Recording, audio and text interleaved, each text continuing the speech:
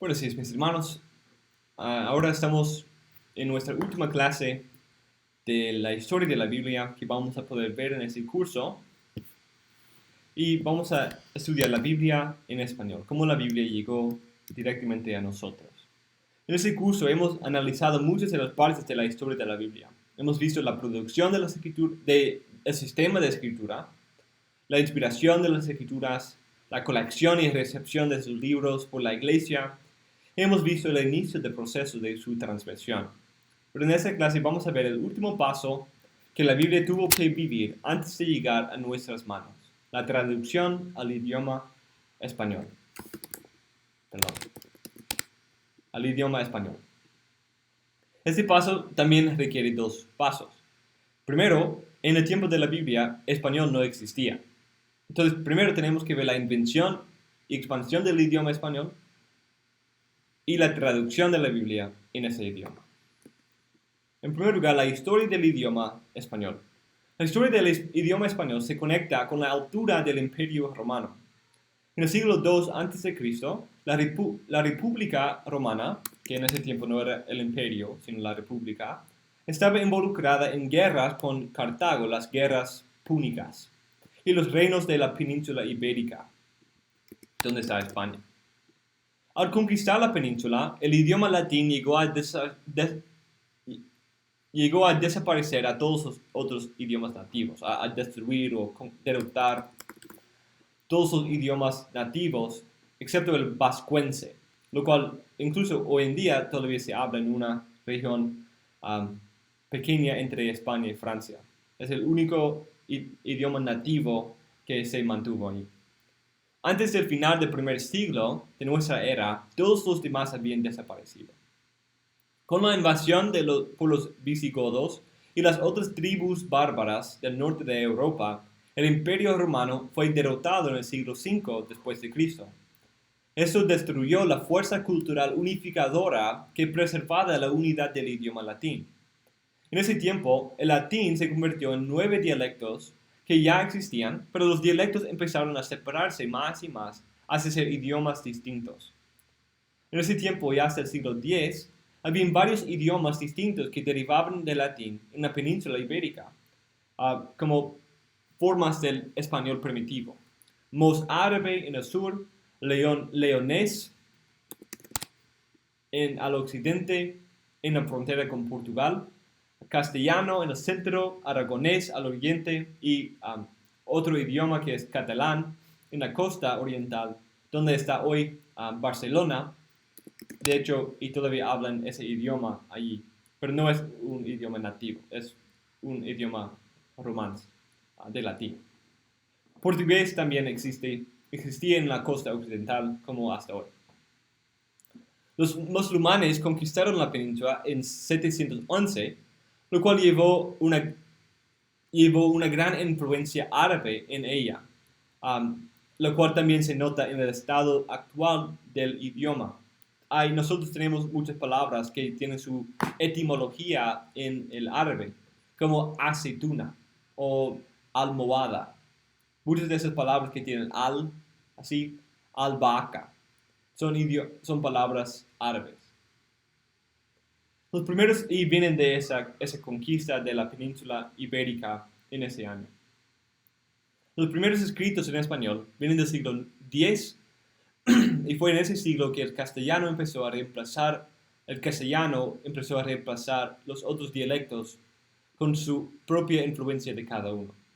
Entonces empezó a como expandirse y tomar control sobre las áreas de mozárabe, de aragonés y leonés, y llegó a ser como la forma oficial, como el Koine en el tiempo del Imperio griego.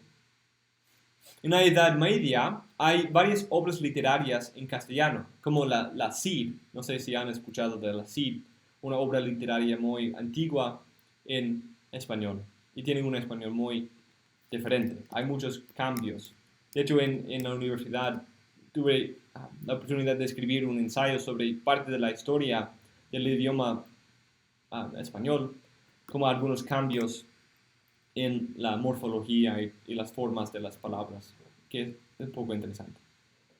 En 1492 el castellano empezó a esparcirse por todo el mundo y en este año tenemos los conquistadores llegando al Nuevo Mundo.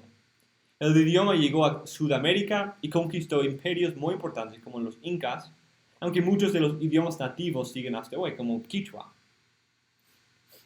El castellano también llenó Centroamérica, partes de la Florida, como San Agustín, que era la primera ciudad establecida en Norteamérica en 1565.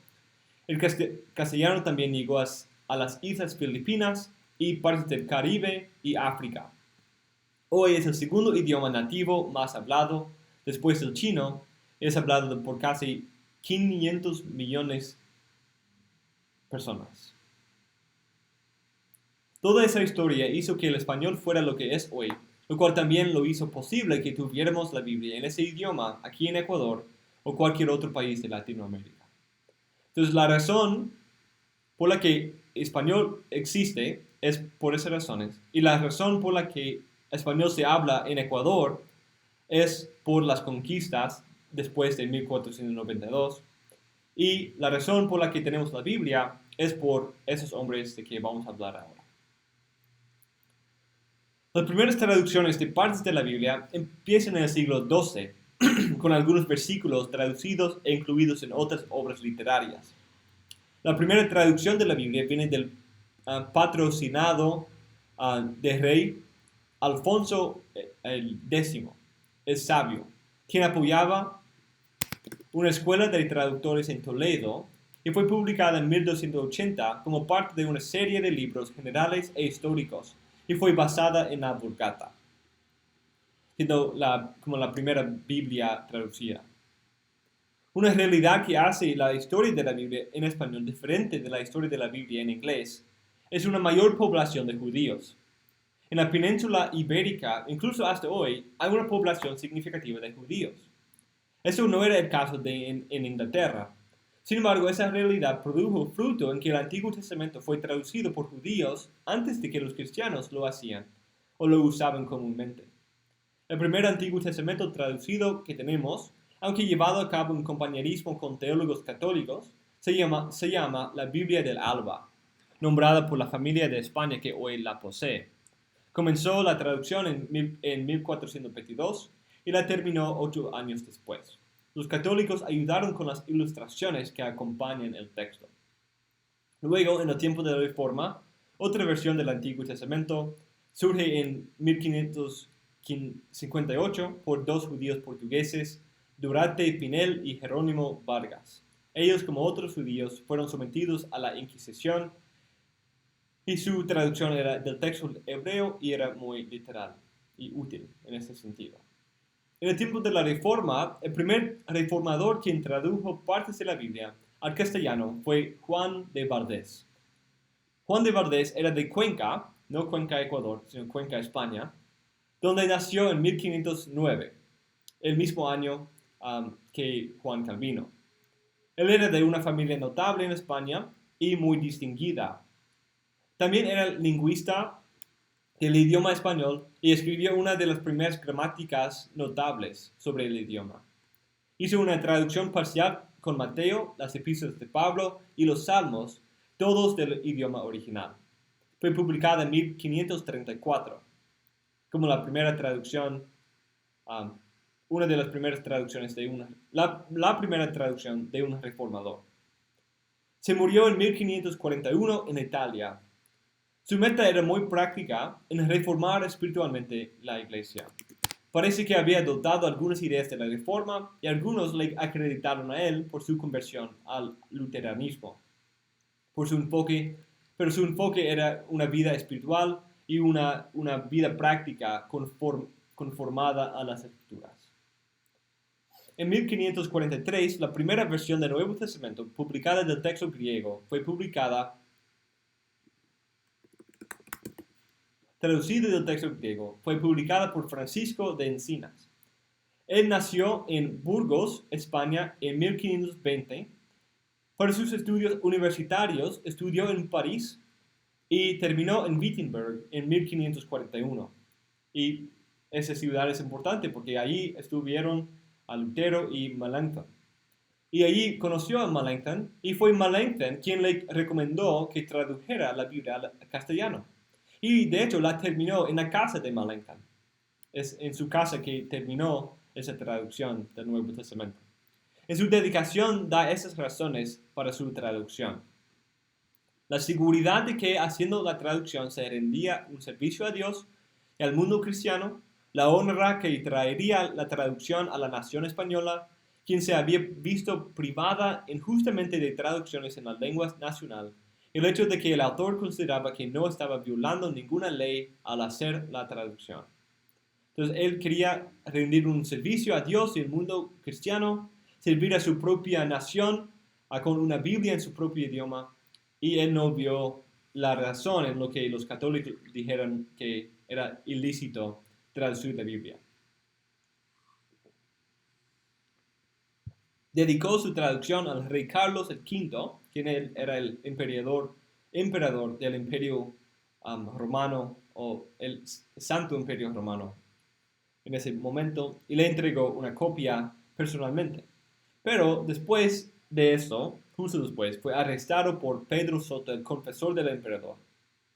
Sin embargo, en 45 pudo escaparse de la cárcel en Bruselas y se fugó a Inglaterra, que en ese tiempo era protestante bajo Eduardo el VI. Martín Bucer, otro reformador importante de Estrasburgo, le animó a ir a Inglaterra, donde fue recibido por Thomas Cranmer, el arzobispo de Canterbury. De allí recibió la oportunidad de enseñar algunas clases de griego en Cambridge. Luego, en 1550, se estableció en Estrasburgo con su familia y casi terminó una traducción del latín del Antiguo Testamento antes de su muerte el 30 de diciembre de 1552 de la plaga bubónica. Su traducción fue una influencia importante en Casiodoro de Reina en su traducción de la Biblia del Oso. El último paso de preparación para la producción de una Biblia completa en castellano fue dado por Juan Pérez de Pineda. Pérez pudo beneficiarse mucho de la obra de Encinas y Valdés y publicó una versión revisada del Nuevo Testamento del griego y Salmos del hebreo en 1556. Publicó su traducción en Ginebra. Cuando fueron ingresados a España, muchos fueron encontrados por la Inquisición y quemados por herejía de tener una copia de esta Biblia. Pérez nació en Córdoba en 1500 y es en Sevilla, que era un centro de protestantismo en España, y allí conoció a Casiodoro de Reina. Su traducción, como otras, tenía información falsa sobre su imprenta, falsificada. Por ejemplo, esta versión dijo imprenta en Venecia, la cual era un centro de la Inquisición y los jesuitas. Entonces es como una burla de la Inquisición, que ellos mismos produjeron y imprimieron esta Biblia, aunque fue imprimida en Ginebra. Otras Biblias también decían eso. Como una traducción antes decía aprobada por la Inquisición en España, o los líderes de la Inquisición en España, lo cual es muy improbable, ya que ellos rechazaron la traducción. Él se murió en París en 1567, 2 años antes de la Biblia del Oso. Otra persona importante en la historia de Pérez es Julián Hernández. Julián Hernández también tenía el apodo Julianillo. Él era responsable por contrabandear muchas copias de la Biblia de Pérez en España, pero tristemente fue arrestado y condenado a ser quemado en la hoguera de la Inquisición por ingresar las Biblias. Eso nos lleva a Casiodoro de Reina. Aunque la historia de la Biblia en español tiene una historia que empezó antes de la Reforma, la primera Biblia completa traducida al español de los textos originales se llama la Biblia del Oso, que fue traducida por Casiodoro de Reina en 1569. Aunque había versiones judías del Antiguo Testamento por Ferrera en 1553, una versión de los Salmos, Evangelios y Epístolas traducida por Juan de Valdés en 1534, una versión del Nuevo Testamento completo por Francisco de Encinas y otra versión del Nuevo Testamento de los Salmos revisada según la versión de Valdés de Encinas por Juan Pérez, que se publicó en Ginebra en 1556. La Biblia de Reina fue la primera versión completa. Casiodoro de Reina nació en 1520, en los primeros años de la Reforma en España, donde el catolicismo romano e Inquisición tenían un agarro muy fuerte.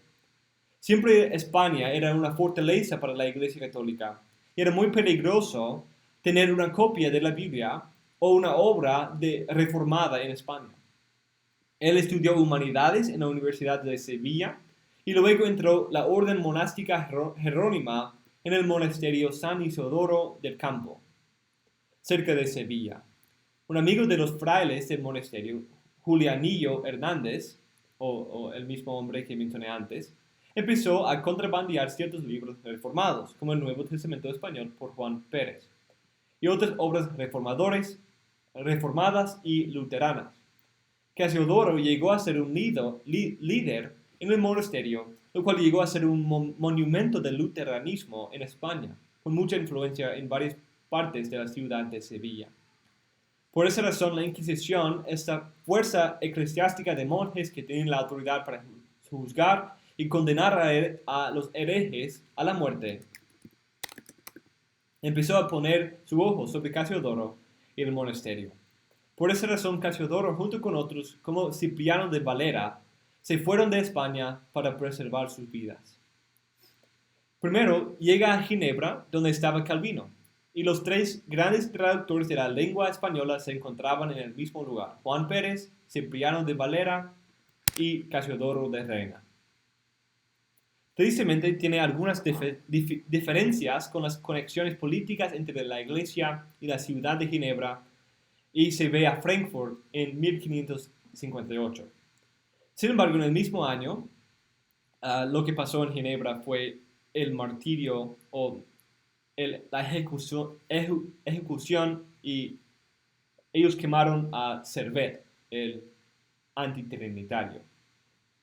Y Casiodoro, él era trinitario, pero él rechazaba esa fuerza política a causa de la verdad.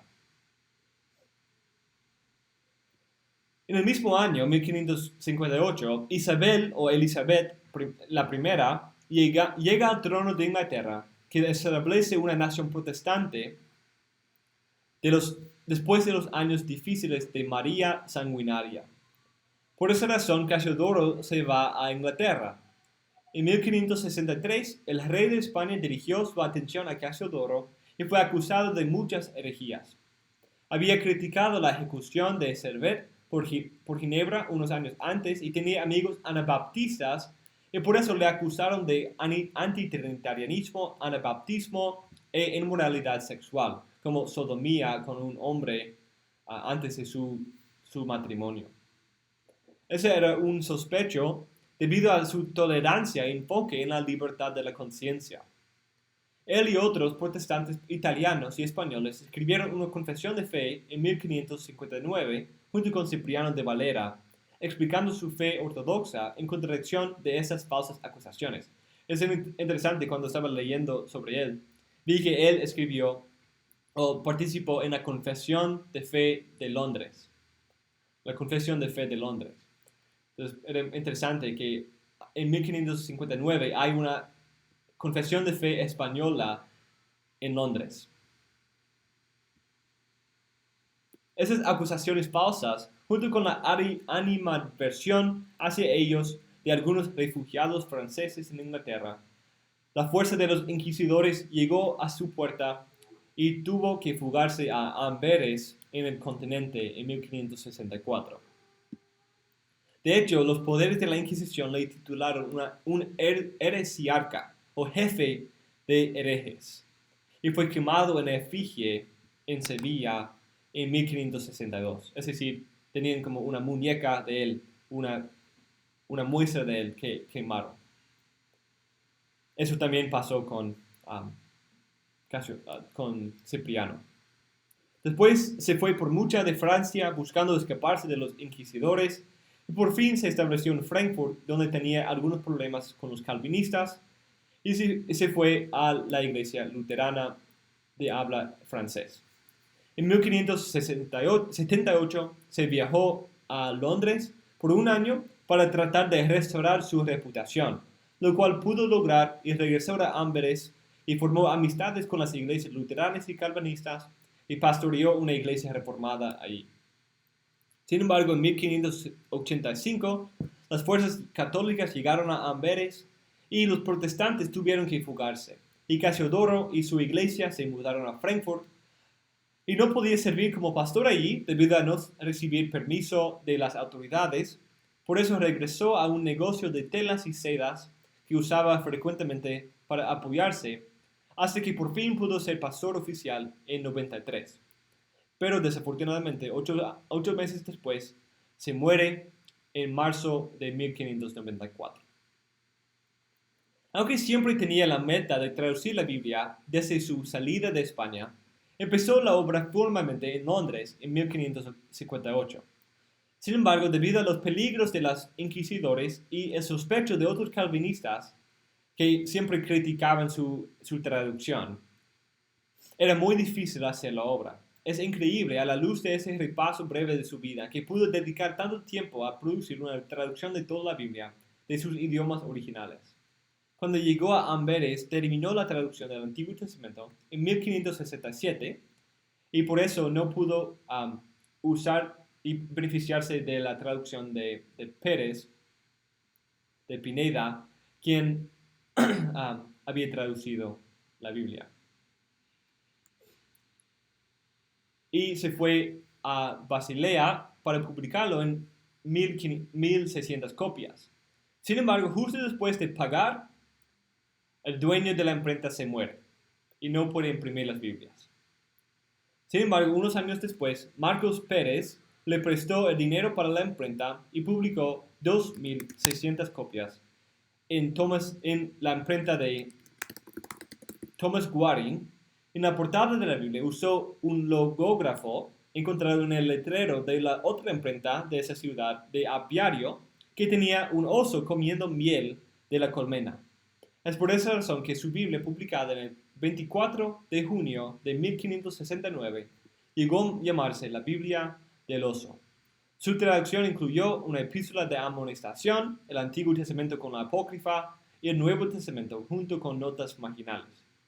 Esta Biblia luego fue republicada por su amigo Cipriano de Valera para ser la Reina Valera, o la Biblia del Cántaro, y en esa forma ha tenido gran influencia en el idioma y cultura españoles.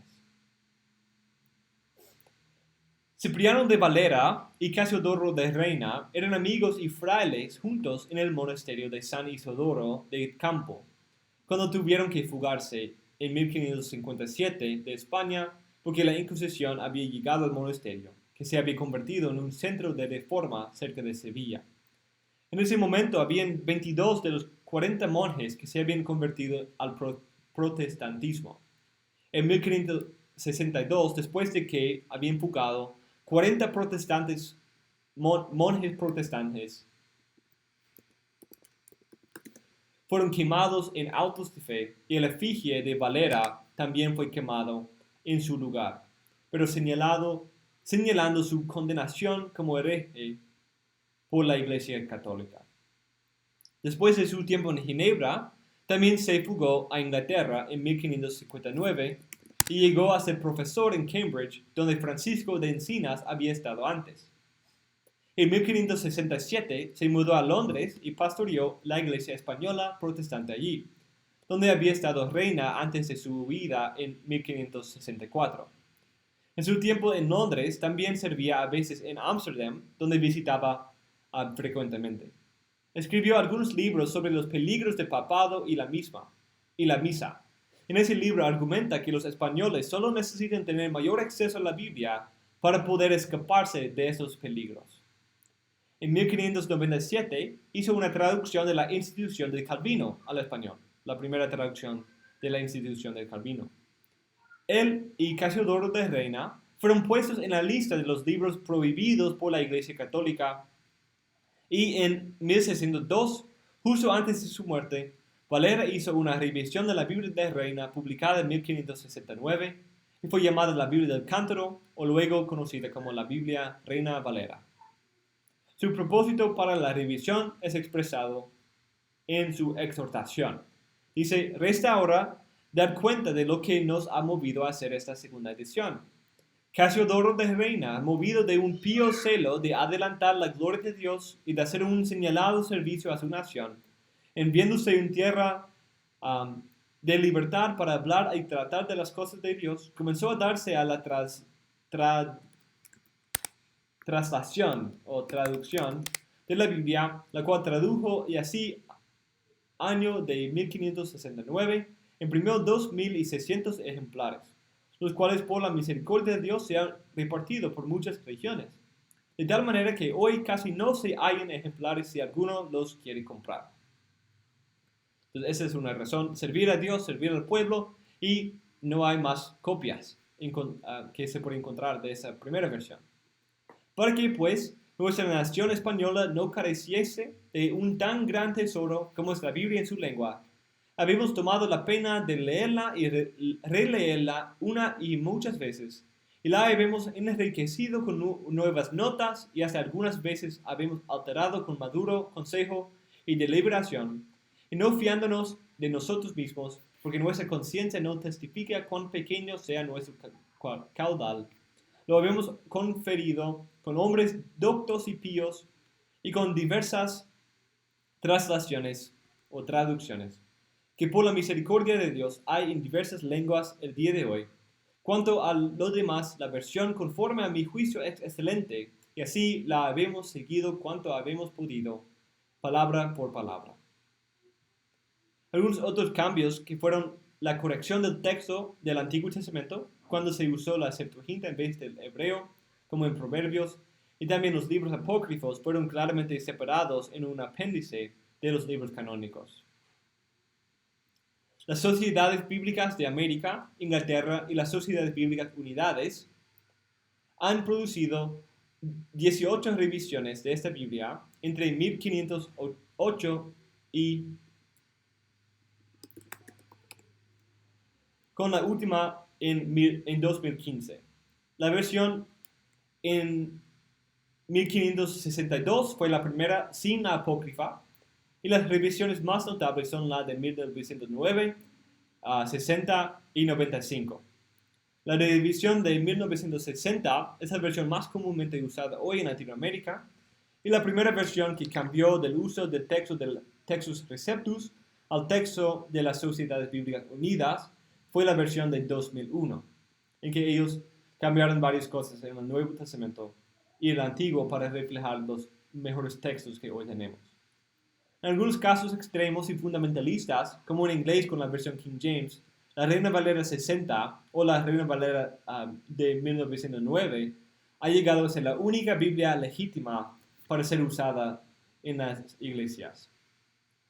Después de la Reina Valera, habían algunas traducciones de católicos y protestantes, y al final del siglo XIX, algunas traducciones fueron hechas según el texto de los nuevos manuscritos griegos antiguos que se encontraron en ese siglo, como Sinático.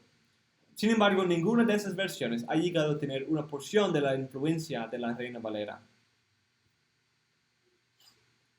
Brevemente quiero resumir la historia de la Biblia de las Américas. La Fundación Bíblica Lockman, que es en California, en los Estados Unidos, ha producido la Biblia de las Américas en 1973 en el Nuevo Testamento y 86 en toda la Biblia.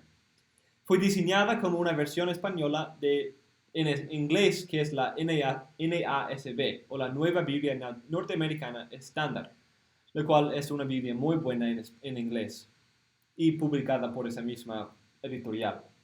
Es la Biblia preferida de John MacArthur y Sam Walter. Establecen 4 principios que gobiernan su traducción de la Biblia en su prefacio. Serán fieles a los originales hebreo, arameo y griego. Serán gramaticalmente correctas. Serán escritas en un lenguaje comprensible para todos. Darán al Señor Jesucristo el lugar que le corresponde, el lugar que la palabra de Dios le da. Después de establecer esos puntos, tiene un prefacio que explica su ortografía y formato y describe su metodología y los textos originales que usaron en la traducción. Y esa traducción usa el texto crítico del Nuevo Testamento y toma en cuenta más evidencia de los rollos del Mar Muerto y la Septuaginta en el Antiguo Testamento. Y esta Biblia que es otra Biblia muy popular en Latinoamérica. A la luz de esa historia, es increíble pensar de la providencia de Dios y cómo ha llevado su palabra al mundo hispano para que pudiéramos tener la Biblia en nuestras manos. Debemos dar gloria a Dios por su misericordia en revelarse a los hombres y hacer que esa revelación llegue a nosotros y convierta nuestras almas. Dios ha usado grandes hombres en la historia del mundo, en la producción, transmisión y traducción de la Biblia. Cada vez que abrimos nuestra Biblia debemos considerar la sangre que se ha derramado, animal y humana, el trabajo que se ha realizado, el tiempo dedicado para ponerla en nuestras manos. La Biblia es un tesoro rico por lo que contiene y también por la vida que ha tenido y los obstáculos que ha superado. Solo la Biblia, inspirada por Dios, pudo haber sobrevivido los ataques constantes de Satanás y los intentos de muchos de destruirla. Demos gracias a Dios por preservar su palabra. Eso nos lleva, en conclusión, a la conclusión de nuestra clase sobre la historia de la Biblia. Y en ese curso hemos visto muchos detalles acerca de esa historia. Hemos visto el inicio de la comunicación y el lenguaje, cómo Dios diseñó el idioma y el lenguaje para reflejar y ser una manera de comunicarse a él mismo con los hombres y tener comunión con ellos. Vimos cómo ese uso del lenguaje llegó a ser el uso de escritura y sistemas de escribir, y cómo todo eso servía para la producción de la Biblia. Luego hablamos de los beneficios de escritura, como preservación, propagación, ese sentido de pacto que los autores bíblicos tenían. Hablamos del origen divino de la Biblia, la inspiración de las escrituras. Hablamos de la escrituración y transmisión del Antiguo Testamento y del Nuevo Testamento, como todos los métodos distintos que el Espíritu Santo usó en la producción del Antiguo y Nuevo Testamento y la manera en que se escribieron los rollos y la manera de escribirse y la manera en que se transmitieron. Hablamos de la composición del Antiguo Testamento, su estructura, su canon. Hablamos del canon en el Segundo Templo, hablamos del canon en la iglesia y cómo el canon llegó a ser recibido completamente por la iglesia. Tuvimos tiempo en algunas fuentes primarias sobre el canon, como el Evangelio de Pedro, el fragmento de Muritoriani.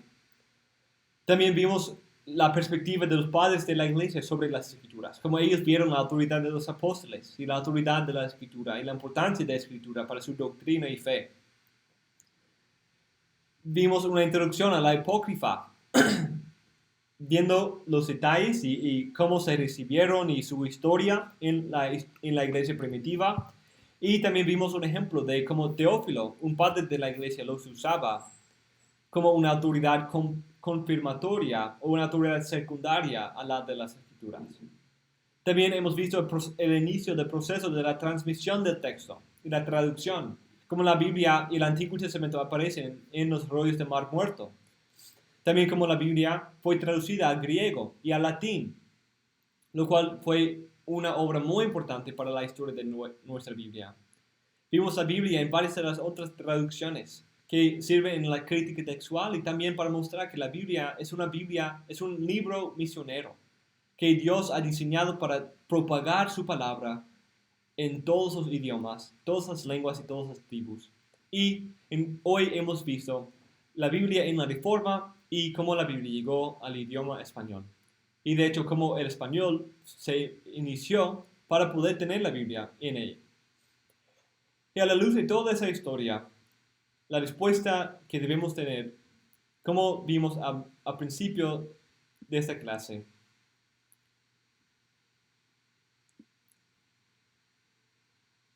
es que debemos entender mejor la Biblia.